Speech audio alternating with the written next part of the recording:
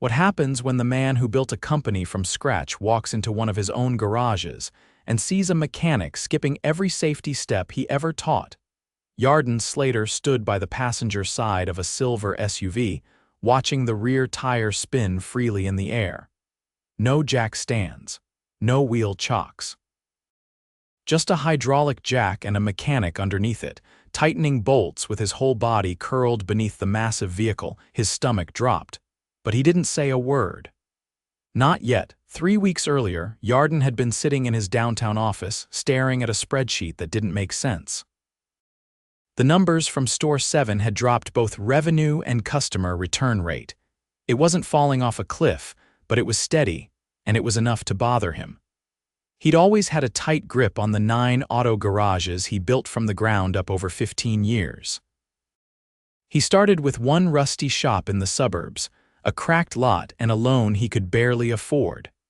Now there were 9 garages across the state, each one supposed to operate with the same pride and care he built into the first, but something was off.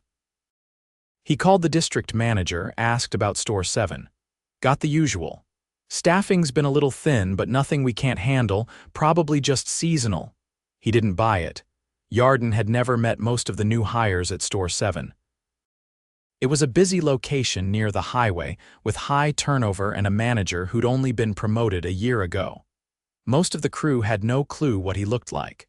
They saw the CEO's name on their checks, but that name didn't mean anything to them. The corporate office was 2 hours away. So he made a plan. He grew out his beard a little, ditched the tailored button-downs, and put on a faded hoodie and coveralls. A friend in HR created a fake application under the name Danny Sullivan, and Yarden showed up on a Monday morning as a new trainee. The garage was chaos from the second he stepped through the door. "Hey, you Sullivan?" A lanky guy with gloves hanging out of his back pocket asked without looking up from his clipboard. "Yeah, first day, cool, grab a shirt from the back, somebody'll throw you on something." No intro. No training, no safety briefing. Just grab a shirt. He noticed the manager, a short, tightly wound guy named Trent, barking at someone on the phone in the office. Didn't even glance Yarden's way. 30 minutes later, he was in Bay 3, handing tools to a mechanic named Jared. And that's when it happened. Jared rolled under the SUV with nothing but a jack holding it up. No safety stands, no rear wheel blocks, nothing. Yarden froze for a second watching.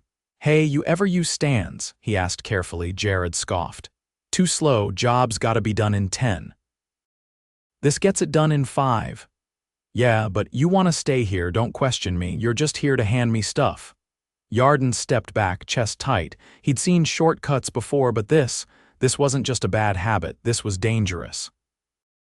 Later that afternoon, while grabbing a soda from the vending machine, he saw a younger tech, maybe 19, watching Jared work from the corner. The kid looked nervous. "You're new too?" Yarden asked. 3 weeks. The kid nodded. "Name's Illy. You get trained on safety stuff." Illy shook his head. "Anyone show you how to use the lift?"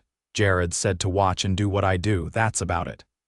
Yarden clenched his jaw. This wasn't a one-off. This was the culture here. Over the next few days, he paid attention. He didn't talk much, just watched. And what he saw made his blood boil. Customers waiting over 2 hours without updates. A woman sent away because "we're not doing tire patches today," even though 3 bays were open.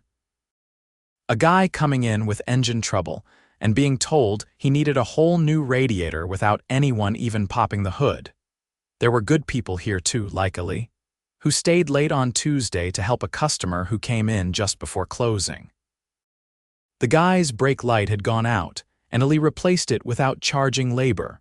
Or Priya, the receptionist, who handled every angry customer with calm and kindness, even when Trent barked at her in front of everyone. "Get off the damn phone and start checking people in." "I don't care if you're on hold, just hang up." She didn't flinch. Just kept her voice steady, apologized to the customer, and kept working.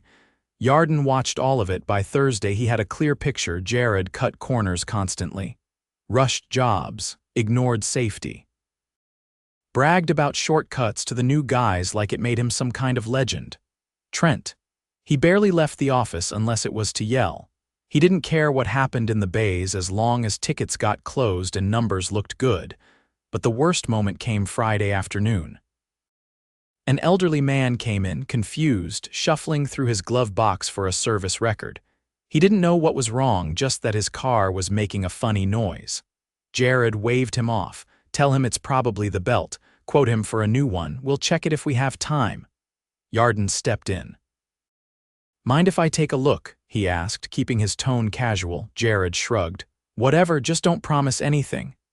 Yarden popped the hood, listened, and spotted the issue in under a minute. Loose alternator bolt. Took about 10 minutes to tighten. The man smiled, eyes glassy. Thank you, son. I don't get around so well anymore. When he left, Yarden turned to Jared. You would have charged him for a belt he didn't need. Jared just shrugged. He wouldn't have known the difference. Yarden's chest burned. He had seen enough. Tomorrow he'd come back. Not as Danny the trainee, but as Yarden Slater, and he had a lot to say. Saturday morning came with a wet chill in the air, the kind that clung to your clothes and made the concrete in the garage sweat.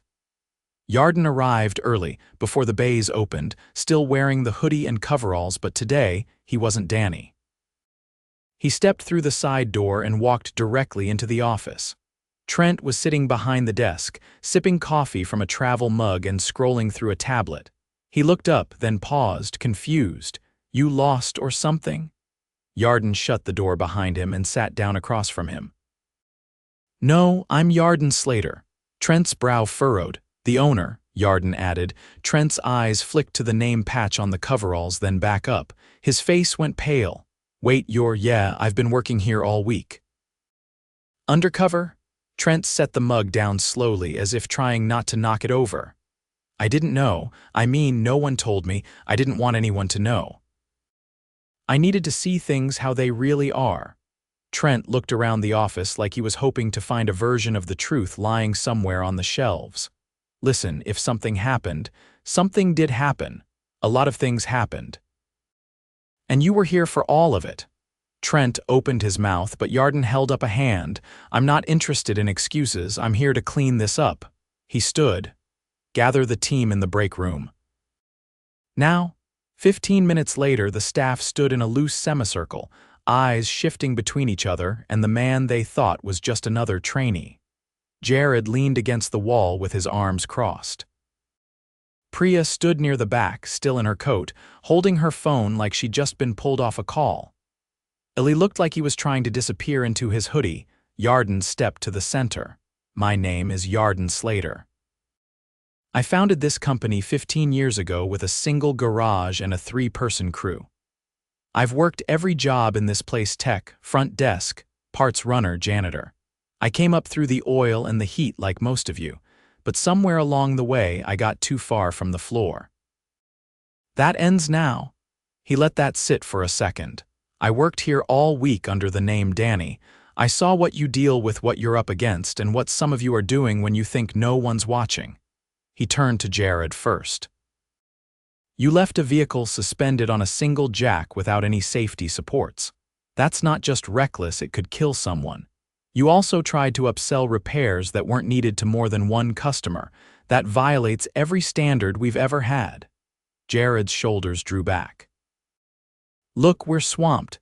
If I stop to set up stands every single time we fall behind, customers get pissed. I'm just doing what works. No, you're doing what's dangerous and dishonest. We don't cut corners here. Not on safety, not on ethics. Jared's jaw twitched. You've been here 4 years, Yarden said. You know better. Jared said nothing. You're done here. Hand over your badge and tools before you leave. The room went still. No one moved. No one spoke. Jared pulled off his name tag and dropped it on the table on his way out. The door closed hard behind him. Yarden didn't pause. Now Trent. The manager stiffened. You haven't left the office all week. You've ignored customers, dismissed complaints, and publicly berated staff. You failed to onboard 2 new hires properly. And in the middle of all that, you let someone like Jared set the tone for the floor. Trent's voice was tight. I'm doing what I can. We're short-handed and corporate's been slow getting us support. I watched you ignore 2 open bays while customers were turned away. I watched you tell Priya to hang up on someone mid-call. You didn't need more hands, you needed leadership. Trent's eyes narrowed. You think you can run this place better? I already did. You're relieved of your position effective immediately. Trent looked stunned. This wasn't how he thought the conversation would go. He opened his mouth again, but Yarden had already turned away. Priya, Yarden said. She adjusted her glasses, hesitant. You've been holding this place together under pressure that should have never fallen on you. I saw you cover 2 phones, check-ins, and customer complaints, all while taking verbal shots from your own manager. She looked uncertain, like she wasn't sure if this was a setup. How long have you been doing both front desk and service coordination? Since Maria quit last month. No one else was trained. And did anyone offer you a raise or an official promotion? She shook her head. You have one now. Effective today, your lead customer service coordinator will get you support by next week. You'll pick the new hire. Priya blinked, stunned for a moment, then nodded quietly. Yarden turned to Ali. You stayed late Tuesday, helped a customer without being asked. You're new, but I saw how careful you are. You double-check everything, take your time even when others rush. That's how it should be. Ali shifted his feet. You've got potential. I want you enrolled in our tech development program. You'll get formal training from our lead trainer starting next month. Ali tried to respond but just nodded, eyes wide. Yarden looked at the rest of the team. This shop's getting a reset. It's not about cleaning house. It's about restoring the standards that built this company. He took a breath. I'll be here for the next 2 weeks, not in the office, on the floor. We're bringing in a temporary manager from Store 2 to hold things steady. After that, we'll promote from within someone who earns it. The room was quiet, but the silence felt different now. Not tense, just charged, like the air had shifted. Yarden stepped out of the break room and onto the garage floor. The rain had started, light but steady, tapping against the metal roof.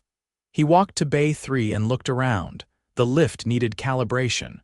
The toolbox was missing half its socket heads. The floor hadn't been scrubbed in weeks. But for the first time since he walked in, he felt like something could actually change. He pulled out his phone and dialed. Darren, I need you to get here Monday, Store 7. Bring the training manuals and a full safety kit. He hung up and slid the phone back into his pocket. There was a lot of work to do. But now it would be the right work. It had started. By Monday morning, Store 7 felt heavier than it had just 2 days earlier. Not because of chaos, there was less yelling now, but because the illusion had been shattered. No one could pretend anymore. Not after the owner himself had stood in the break room and called everything out, name by name. Yarden was back in Bay 3, this time legitimately. He wore the same coveralls but now carried a clipboard and a 2-way radio clipped to his belt. He wasn't there to observe anymore. He was there to rebuild. Darren, the interim manager from Store 2, arrived before sunrise with a pair of steel toe boots slung over his shoulder and a binder full of forms. He didn't waste time. By 7:30, he had assigned everyone their bays, posted a clear job queue on the digital board, and called a 10-minute safety huddle in the garage. There was no applause, no warm welcome, just tired faces watching carefully, waiting to see if this was another corporate stunt that would fade in a week. Yarden spoke first. Every job gets a safety check before and after. No exceptions. You don't move a vehicle unless you've logged it. Darren has full authority to pull anyone off the floor if that's not followed. No one spoke. They just nodded one by one. The first few hours ran tight, slower than usual but more orderly. Ali worked under the supervision of a senior tech Darren had brought along, a woman named Carla who had run Shop 4's training for over 5 years. Yarden watched from a distance as she walked Ali through a brake caliper inspection, her tone sharp but fair. Ali asked questions. She answered. No one rushed. Inside, Priya was settling into her new position with visible caution. She had rearranged the front desk over the weekend, shifting the printer closer and clearing space for a second monitor that hadn't worked in months. Yarden saw her typing out a parts order herself when the inventory system started flagging mismatched stock numbers. "Why are you doing that manually?" he asked as he walked past. "System's been throwing errors for weeks. I flagged it last month." No one followed up. Yarden nodded once and stepped away. He didn't need to say anything. He already had the IT department on the schedule for Wednesday, but the real test came just after noon. A customer walked in with a complaint about a wheel alignment done 2 days earlier. She was in her late 30s, driving a compact sedan, and she spoke with a clipped, direct tone. "I told the guy it was pulling left. He said he fixed it. It's worse now." Darren stepped in immediately. "Do you remember who worked on it?" She pointed to the bay where Jared had been earlier that week. Tall guy, goatee. Darren's jaw tightened slightly. "He no longer works here. Let us take care of it properly." He assigned it to Carla and walked the customer through the re-inspection process. No brush-offs, no defensive answers.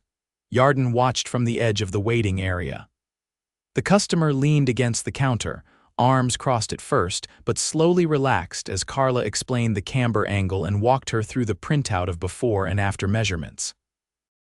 20 minutes later, she left with a proper fix and a voucher for her next oil change. No one had to be told to do it. They just did. But not everyone was rising to the occasion. By mid-afternoon, one of the part-time techs, a guy named Nolan, had wandered away from his assigned bay 4 times. Once to check something in his car, once for an extra break, twice more to chat near the vending machines. When he was around, he moved slowly, dragging out tire rotations that should have taken 15 minutes into nearly 45. Darren caught him the 3rd time. "You done with the Altima?" "Almost. Just need to torque the lugs." "You said that 30 minutes ago. Bay's still up on the lift." "It's not busy right now. I figured you're holding up the schedule. Get it down and cleared. Now." Nolan didn't argue, but his attitude soured. He slammed the driver's door harder than necessary and muttered under his breath when he walked away. By the end of the shift, Darren pulled Yarden aside. "He's not a fit. No urgency, no accountability. First week or a pattern," spoke to the manager at Store 6. "Same issues there." "That's why they transferred him here." Yarden didn't hesitate. "Let him go. End of day." Nolan was called into the office at 5:15. He walked out 7 minutes later, tossing his gloves into the trash on the way to the parking lot. No one said anything. That night, Yarden stayed late. Not at the front desk. Not in the office. Out on the floor with a bottle of degreaser and a push broom. The floor was slick in places, dusty in others, and coated in a layer of grime that came from months of indifference. Illy joined him after clocking out, no one asking him to. "I don't mind sticking around," he said, grabbing a second broom from the corner. "Feels like this place is finally going somewhere." They didn't talk much, just worked. Tuesday brought new challenges. Priya trained a new front desk hire someone she had chosen after reviewing applications over the weekend. A woman named Lacey, with prior experience at a dealership service counter, who came in early and asked for the phone script before anyone offered it to her. The phones rang less often that day, not because there were fewer problems, but because issues were actually being resolved. Darren ran a staff-wide calibration session mid-morning, walking everyone through proper use of the new torque chart hanging in Bay 1. Carla ran checks on every lift. 2 were flagged for overdue maintenance. Service was scheduled immediately, but not everyone adjusted well. Another tech, Marcus, who had been quiet during the transition, began pushing back on procedures. "You want me to fill out a checklist every time I inspect a battery?" he asked Darren. "Yes. I've been doing this 10 years. I know when one's bad." "That's not the point. It's about consistency."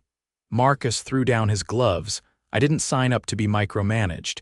Yarden stepped in from the side. "No, you signed up to work for a company that holds the line. If you can't follow standards, this isn't the place for you." Marcus looked between them, jaw tight. "This place used to be better." "No, it used to be ignored," Yarden said. "We're done with that." Marcus didn't argue further. He packed up before the shift ended and turned in his badge without a word.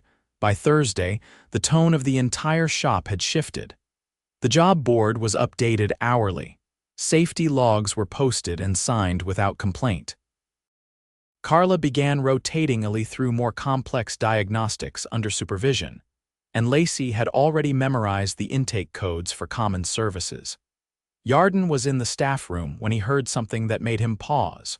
Priya and Lacey were running through the next day's appointments.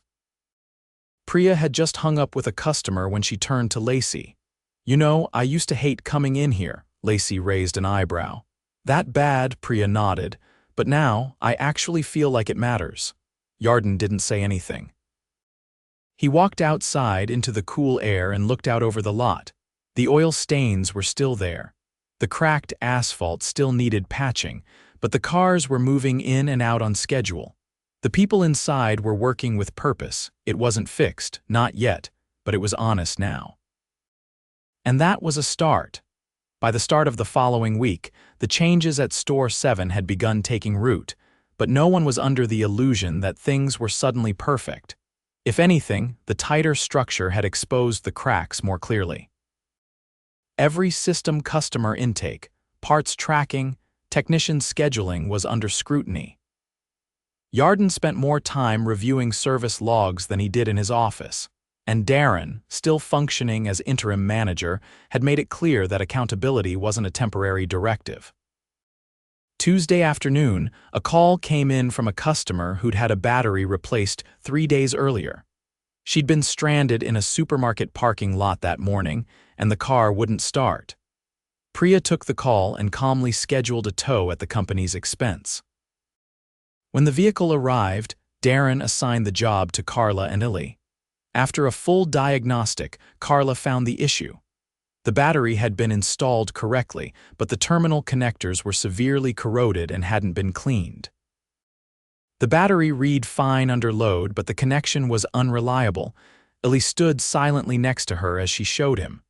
"You always prep the terminals," she said, lifting one with a gloved hand, "even if they don't look bad." This one could have left her in the middle of nowhere. Illy nodded, his face tense. "I was the one who installed it," he said quietly. "I didn't check the posts, I thought they looked okay." Carla didn't raise her voice. "Now, you know, it doesn't matter what they look like, you check." "Always?" He didn't try to explain it away, he just asked if he could redo the install properly. Carla let him. 40 minutes later, the car started immediately, and the customer who had been waiting inside left satisfied, if a little wary. Yarden caught up with Illy after the shift. They stood near the tool lockers where the scent of grease and rubber still hung in the air even after closing. "You owned it," Yarden said. "I messed up." "You did. But you took responsibility and you fixed it, that matters," Illy nodded. "I just don't want to be someone who guesses." "Then don't, learn it right, that's what we're building here." Wednesday brought a different kind of test. One of the quieter techs, a mid-30s guy named Hector, had flown under the radar during the transition. He showed up on time, did his work, and kept to himself. But when Carla reviewed his recent service records, she found that he'd been skipping brake fluid tests on every inspection ticket. Yarden waited until the end of the day to bring it up. He found Hector wiping down his workbench, the daylight already fading behind him. "You've been skipping a step," Yarden said without preamble. Hector didn't seem surprised. "I didn't think it mattered unless the customer complained. It matters because it's policy. And because customers don't always know what to ask for." Hector leaned against the bench. "I've been doing this job since before your company existed. Sometimes I get tired of the checklist. A lot of it's just paperwork." "Then tell me what you do instead." Hector hesitated. "I'd write a condensed version. 1-page high-priority items only, stuff that actually affects safety and performance." "Then draft it," Yarden said. "Tonight, bring it in tomorrow. If it makes sense, we'll test it." Hector looked at him, surprised. "Really, if it's better, we use it. But you don't get to ignore the current system until there's a new one. You're on review until then." The next morning, Hector handed over a streamlined version of the checklist. Carla and Darren reviewed it and agreed to trial it for a week alongside the original. If it proved more efficient without sacrificing standards, it would be adopted company-wide. Not every situation ended in growth. Thursday afternoon, a customer walked in carrying a receipt from 4 weeks prior. He was a tall man in his early 50s, wearing a jacket stained with paint and motor oil. He said he'd had a timing belt replaced at Store 7 and had been hearing a rattle ever since. Priya checked the system but couldn't find the invoice under his name. "Try under my wife's," he said, giving a different name. Nothing came up. "I'm sorry, there's no record of that service here," Priya said. "That's not possible, I was here." The guy had a beard, name started with a J. She glanced at Yarden, who had just walked in from the garage. "Let me see the receipt," he said. The paper was folded and soft around the edges, but the handwriting was unmistakable. Jared. The receipt had no work order number, no internal references. It wasn't a company-issued form, just a handwritten list of parts and labor. Yarden's expression hardened. "You paid cash?" "Yeah, he said it'd be cheaper that way." Yarden exhaled. "He took your money and didn't log the job. That wasn't a company repair." The man went rigid. "You saying I got ripped off?" "I'm saying he ran a side job out of our bay. That's theft." "And it put your car at risk." The man looked ready to explode. Yarden didn't flinch. "We'll inspect the work at no cost. If it's dangerous, we'll make it right. But we can't refund something that wasn't authorized." The customer paused, then nodded once. "Fine. Just make sure it's safe." Yarden assigned Carla to the inspection. The belt had been installed, but the tensioner was loose. It took 2 hours to correct. When the car left, the rattle was gone. Yarden called a staff meeting that evening. The team circled around the lift in Bay 2, jackets on, shoulders heavy from the week. "We're not just fixing cars here," he said. "We're fixing trust. That means doing the job right every time, and it means zero tolerance for side work, shortcuts, or dishonesty, no exceptions." No one argued. No one needed to. The following week, the regional compliance officer completed a surprise audit of Store 7. For the first time in over a year, the location passed every section's service logs, safety protocols, parts reconciliation with no flags. Darren met with Yarden in the office that afternoon. He was scheduled to return to Store 2 in a few days. "You've got someone solid here now," Darren said, handing over a report. "I think you know who?" Yarden glanced down. Carla's name was at the top of the recommendation list. "She doesn't want the desk job," Yarden said. "She doesn't have to do it from the desk, just give her the authority." That evening, Yarden pulled Carla aside near closing. "You ever run a shop before?" "No, I just run the work." "Would you run both?" She crossed her arms. "Only if I can keep my tools." "Deal," she nodded once. "Then I'll do it." A few days later, a new sign was installed behind the front desk. It read, "Store 7 managed by Carla Rivas." Yarden stood in the parking lot that evening, watching the lights in the bays flicker off one by one. Priya was inside, walking Lacey through the close-out routine. Ellie was draining the last drop of coolant into a sealed bin, careful not to spill. Carla was still in uniform, clipboard under her arm, locking the cabinets. It wasn't the same shop he'd walked into just weeks ago. It wasn't perfect. But it was honest. It was functional. And it was moving in the right direction for the right reasons. He got in his truck, turned the key, and for the first time in a long while drove away without looking back.